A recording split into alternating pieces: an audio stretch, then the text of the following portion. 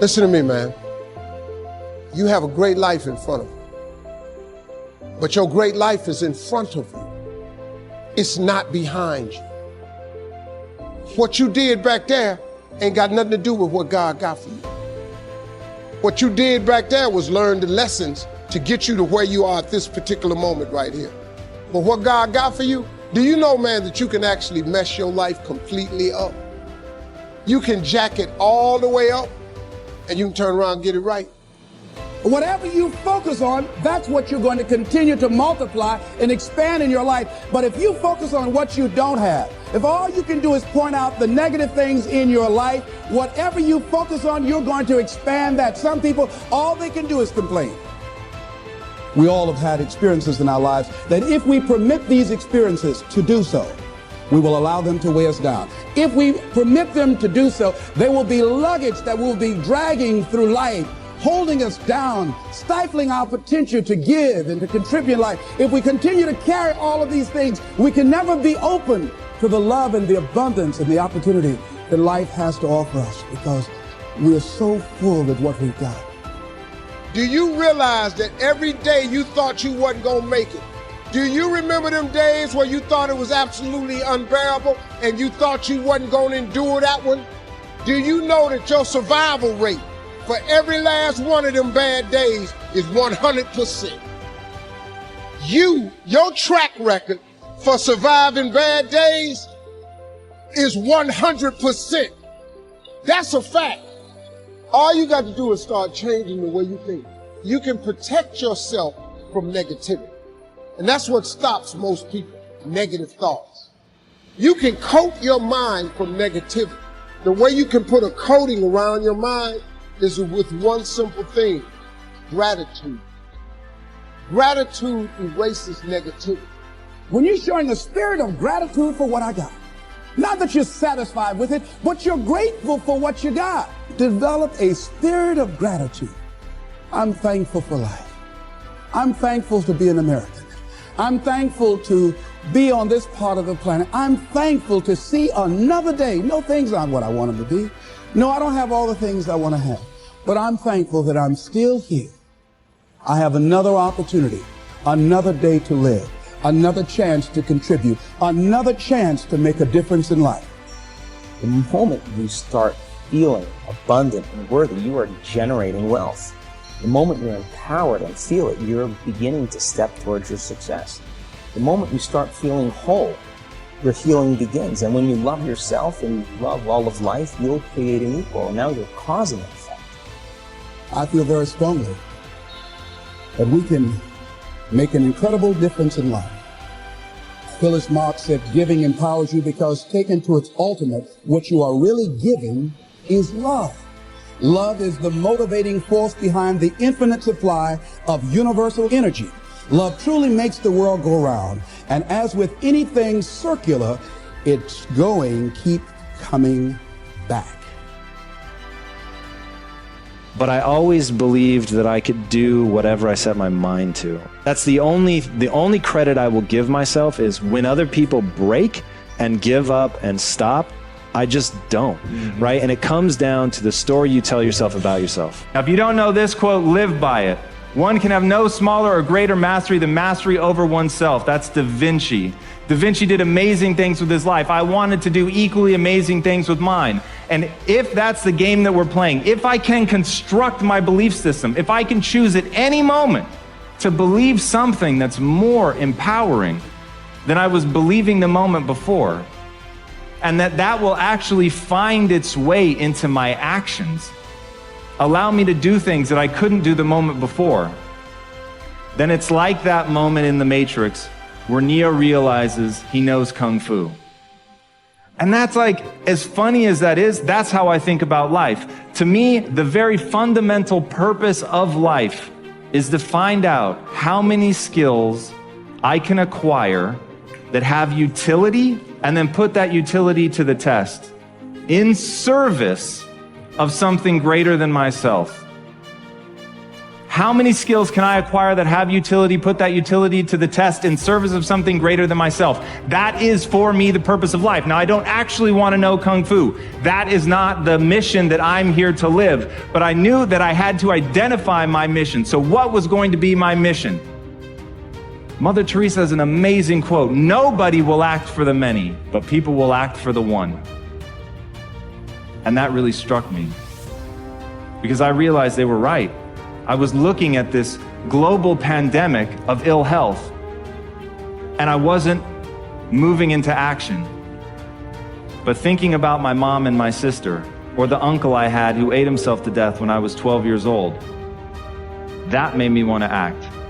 I think everybody is motivated by two different things. One, you have the beautiful things in your life, the things that are going well, the things that you're grateful for, the things you're moving towards instead of away. You have a compelling vision of your future. It's something that you're very excited about. All of those things are the beautiful things. Now, the flip side of that equation are the things that it's people that doubt you, it's haters, it's things you're moving away from, it's fear-based things, it's something that you absolutely refuse to let happen. So one that is incredibly potent to me are the people that want to see me fail. So it's very different than people who just think you're going to fail. I actually don't have a lot of aggression towards people like that, but people that want me to fail, those people I have a lot of aggression for. And I find in very acute moments, the darkness serves you better.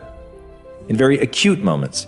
Now, the light, the things you're moving towards, the things that are beautiful, the things that you're grateful for, all of that is the only winning strategy long term, because the darkness becomes corrosive. You start to become bitter. You start to be angry. You stop being optimistic. You stop seeing things in a way that's empowering and positive. And I mean, just thinking about the deep limbic system, when it gets inflamed, you perceive things as negative. I think negativity stops people from making progress. There's a whole host of neurological reasons and sort of mindset reasons why I think that being negative over the long run becomes very, very detrimental and holds you back. But from an acute standpoint, they've done studies on this. If you want someone to be able to endure more pain, the surest way to get people to endure more pain is to let them get angry, let them be aggressive. And in doing that, people are able to withstand, in the clinical trials, I'll say there's probably more than this, but in clinical trials, they're able to withstand 30% more pain. So just straight being able to take more pain, anger and aggression lets you do 30% more. So that's why I think in acute ways, in short-term bursts, that the darkness will serve you. Philosophy, as I taught the last time I was here, philosophy, in my personal opinion, is the major determining factor in how your life works. Philosophy, the major determining factor in how your life works. Philosophy. To form our philosophy, you got to think, got to use your mind, got to process ideas. And this whole process over a lifetime, starting way back here when we were children, schools that we've attended, our parents, our experiences, all this stuff that we've processed by the thinking process helps to develop our philosophy. And in my opinion, each person's personal philosophy is the major factor in how your life works out. Here's what I called it in that last presentation when I was here. It's called the set of the sail. Each person's personal philosophy is like the set of the sail. Now, I used to think it was circumstances that ordered my life. If someone would have asked me at age 25, Mr. Rohn, how come you're not doing well? Pennies in your pocket, creditors calling, nothing in the bank, behind on your promises to your family, you live in America, 25 years old, got a beautiful family, every reason to do well, and things are not going that well for you, what is wrong here? It would not have occurred to me to blame my philosophy. I mean, it would not have occurred to me. Saying, well, I got this lousy philosophy, and that's how come I got pennies in my pocket and nothing in the bank, and things aren't working well. That would not have occurred to me. I found it much easier to blame the government. Much easier to blame the tax problem. I used to say taxes are too high. Top tax rate when I first started paying taxes, 91%. Back then, when your income reached a certain level, all your income over that, 91%. So I used to say that's too high. Now, the top tax rate's about 33%. But people are still saying what? Taxes are too. See, but you can't use that anymore. If it's gone from 91 to 33, how could it be too high? Come on. I threw all that old excuse stuff away. Some people found it, though, and they're using it these days. My old list. I used to blame the traffic, the weather, used to blame circumstances, right? People say I'm too tall, I'm too short, I'm too old. I was raised in obscurity, raised on a farm, parents of modest means, all the stuff. If you were to ask me, how come you find yourself here, Mr. Rohn, age 25, living in America, land of abundance and opportunity, pennies, zero in the bank, not doing well, creditors calling, it would not have occurred to me to blame my philosophy. I found it easier to blame the company policy. I used to say, if this is all they pay, how do they expect you to do well?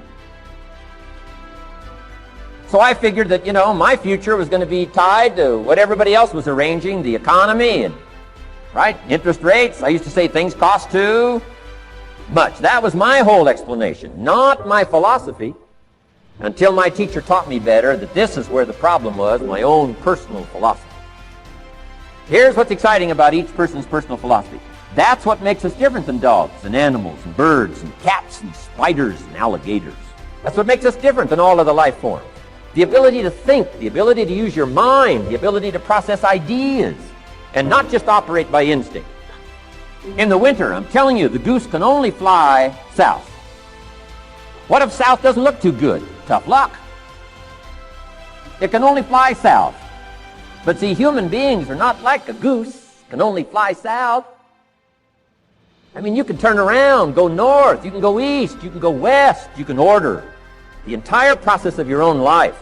And we do that by the way we think. We do that by exercising our mind. We do that by processing ideas and come up with a better philosophy, a better strategy for our life, goals for the future, okay? Plans to achieve those goals.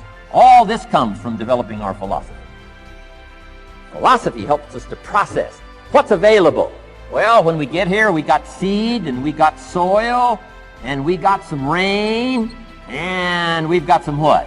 Sunshine, and we've got some seasons, and what? The miracle of life. Now, the key is, what do you do with all this stuff?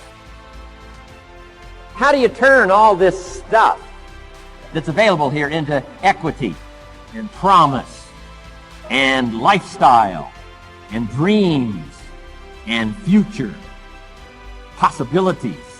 All of this that's possible now with human beings, how do you take all this stuff and turn it into this equities and values? Well, it starts with philosophy.